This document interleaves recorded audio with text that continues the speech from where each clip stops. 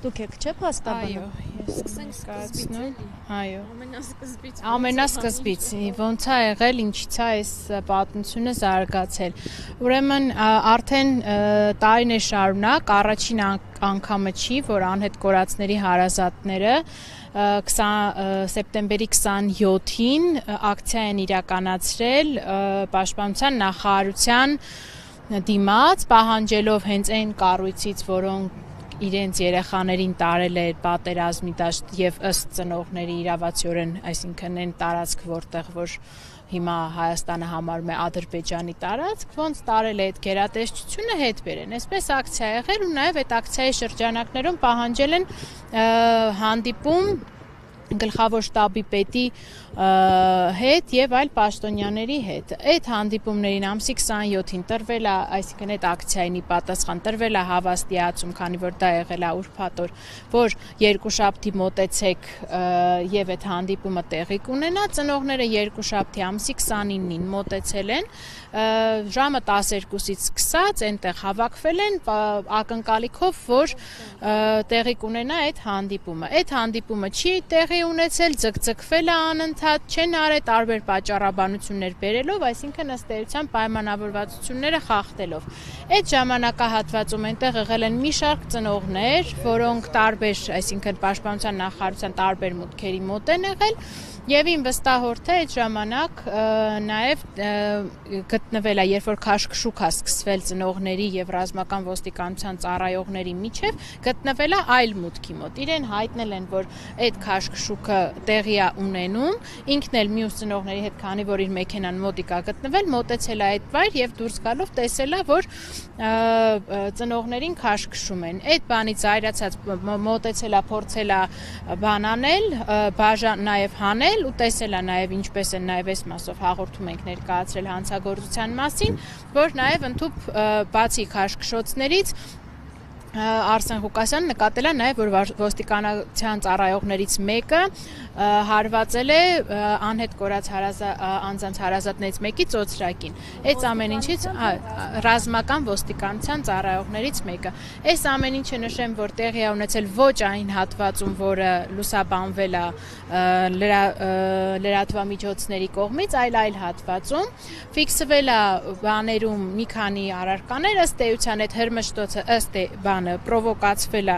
ըստ իմ վստահոդի եւ ըստ ներկա բոլոր ծնողների ռազմական ոստիկանության ծառայողների կողմից ու բազմիցս նշվել է, որ անհետ կորածների հարազատները այս 5 տարիների ընթացքում բազմաթիվ ակցիաներ են իրականացնել ու երբևէ նման խնդիր չի առաջադրել։ Ամեն դեպքում հիմա զարմանալիորեն, քանի որ այդ քաշքշուկին տարբեր ծառ բաներ են ներկայացված եղել, այս սրա վերաբերյալ հաղորդում է ներկայացվել ռազմական ոստիկանության ծառայողների կողմից եւ Պաշտպանության նախարարության ծառայողների կողմից, մատնանշելով Արսեն Ղուկասյանին ուղղակիորեն եւ այդ մատնանշումը պատահական չի եղել եւ իմ համոզմամբ եւ նաեւ Արսենի ու այս պարագայում արդեն դրել են նույն իմ իմանալով նաև Աբիջանին նույն հոդվածները, բայց կալանքի միջնորդություն ներկայացվել է, ավելի ճիշտ ներկայացվելու է միայն Արսեն Ղուկասյանի նկատմամբ։ Հարկ եմ ստորագրությունը դրվել չհեռանալու մասին։ Այստեղ ուզում եմ ասեմ, որ ոչ տեսագրություններով, ոչ որևէ այլ կերպ Արսեն Ղուկասյանը որևէ ծառայողի չի հարվածել, ուղղակի բնականաբար այդ բանով, որ այնտեղ տեղի է ունեցել քաշքշուկ, վրդովված է եղել, նաև այո, իր ցուցմունքներով մանրամասն ցուցմունքներ է տվել դեպքի վերաբերյալ, նշելով բոլոր անձանց, որ այո, այս մարդիկ բոլորն էլ հանդիսանում են անհետ կորած անձանց հարազատներ, բոլորն էլ ունեցել են այս պահանջը մատնացույց անելով, բայց ասելով նաև, որ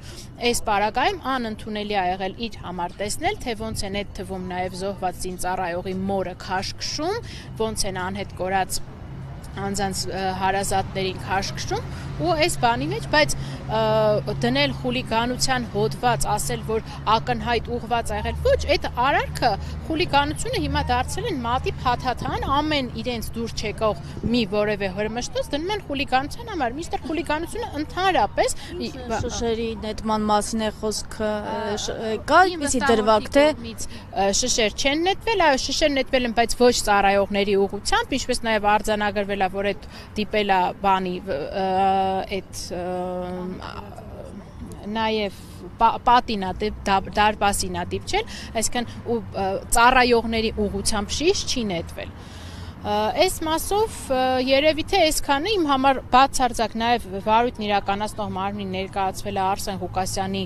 առողջական ծանր հիվանդությունների վերաբերյալ մի շարք փաստաթղթեր, որոնք ըստ էության ուղղակի կցվել են, հիմա չգիտենք դա տանում ոնց կլինի, ինքը բնականաբար Արսեն Ղուկասյանը այնպիսի հիվանդություններ ունի, ընդ որում բոլորը, այսինքն իրեն հաշմանդամությունը, ֆունկցիոնալությունը սահմանափակող, որոնք ձեռք էին բերվել 44 օրյա պատերազմից հետո, նաև դա գաղտնիք չի, 2 անգամ սրտամկանի ինֆարկտ եւ 1 անգամ ինսուլտ, այսինքն մանով 3 անգամ ստենտավորված եղանակով ու նաև դա էլ է արձանագրվել այսօրվա դրությամբ մի անգամ արդեն իսկ շտապօգնության մեքենան եւ այդ միջադեպի օրն է շտապօգնություն կանչվել Արսեն Ղուկասյանի ինքնազգացողությունը վատացել է այդ հրմշտոցից եւ այսօր կանչվեց, որովհետեւ այդ հրմշտոցից հետո ինքը նաև հարված է ստացել իր կրծքավանդակի շրջանում, որտեղ դրված է սրտի խթանիչ սարքը, որը նաև բժշկի կողմից արձանագրվել է, որ վտանգ կա, որ կարող է անսարքություն հանգեցրած լինել, ինչի շղթելու հանգամանքով բժշկի կողմից ցուցված է եղել դիմել բուժօգնության, ինչը մինչ այժմ չի ապահովել։ Որ ծնողները պիտի հաղորդում հանցագործության մասին ներկայացնեին։ Մենք ներկայացրել ենք համապատասխան հաղորդում սահմանված կարգով ընթացք տալու նպատակով, դեռևս արձագանք չունենք այս մասով։ Նաև որ Արսեն Ղուկասյանին բերեցին դատարան ու էլի հետ են տարել, ինչու, ինչ է կատարվել։ Որովհետև հապշտապ արեցին առանց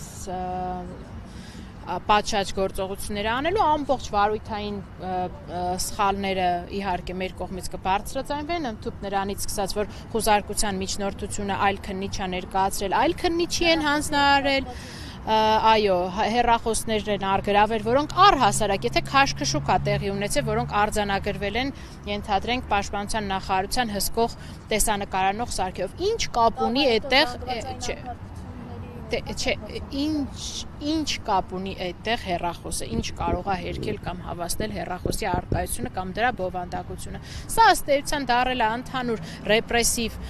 վարքի մի բան, որով կարող է օրինակ հիմա չեմ բացառում նաև որ կալանքը չի կիրառվի բան, բայց ըստ էության մարդկանց գույքն են բանանում, բոլոր հեռախոսները կապի միջոցներից զրկում են բան ու զրկում են հնարավորություն մարդը նորմալ կենսագործվի իր օրվա հացի գումարը վաստակի եւ այս սոցիալական միջավայրը կիսատ ուղարկել էին դատարան, գործը կիսատ արդեն բան էին արել, որ պատրաստ կլինի այս բանով, բայց բնականաբար չէր կարող այդ հանգամանքներում, երբ որ ոչ տեսանյութներն էին ուսումնասիրված եւ այլն, վերադարձվել է դատարանից հետ Արսեն Ղուկասյանը, որպեսզի զննվեն այդ տեսագրությունները, նույնիսկ այսինքն այդ զննության բացակայության պայմաններում բերել էին հապշտապ այստեղ ավարտելու։ Ահա, այո։ Ես կգտնեմ, որ այո, պետք է կանչվի, որովհետև առավոտյան այս խոզարկությունը ամեն ինչը անելուց հետո, այս մեղադրանքները ներկայացնելուց հետո, այո, բնականաբար էլի վատացել էր առողջությունը, կանչեցինք շտապօգնություն, ոստիկանությունում արձանագրվեց բարձր ճնշում, եւ ցուցվեց նաեւ քանի որ հանգամանքներ ներկայացվեցին այդ կրծքավանդակի հարվածների, ցուցվեց նաեւ ամբուլատոր պայմաններում անցնել հետազոտություն, ինչը մինչ այս պահը չի կատարվել եւ նույնիսկ դրանից հետո այսքան շտապօգնության մեքենան գնաց պարոն Ղուկասյանին տեղափոխեցին մասիվի քննչական, բայց տենց էլ չիմացանք հիմա այս մարդու ճնշումը իջել է թե չի իջել, ես իրան բարբերաբար հարցնում եմ, ասում ինչպես ասում, զգացողությունից լավ չի։ սպասենք կա, բնականաբար։ Ինչ է սպասվում։ Հիմա սպասվում ըստեյության կալանքը որպես խափանման միջոց կիրառելու միջնորդությունը կներկայացվի, դեռևս քանի որ այսպես հետ առաջ եղավ չունենք մուտք արած դատարան, իհարկե դատավարական ժամկետները հոսում են, պետքա մուտք արվի, սպասենք մինչև կմակագրվի համապատասխան դատավորին, պետքա անհապաղ նիստ նշանակվի ու հարցը քննարկվի։ Այսինքն գիշերվա ընթացքում հնարավոր է նաև Այո։ Շնորհակալ եմ։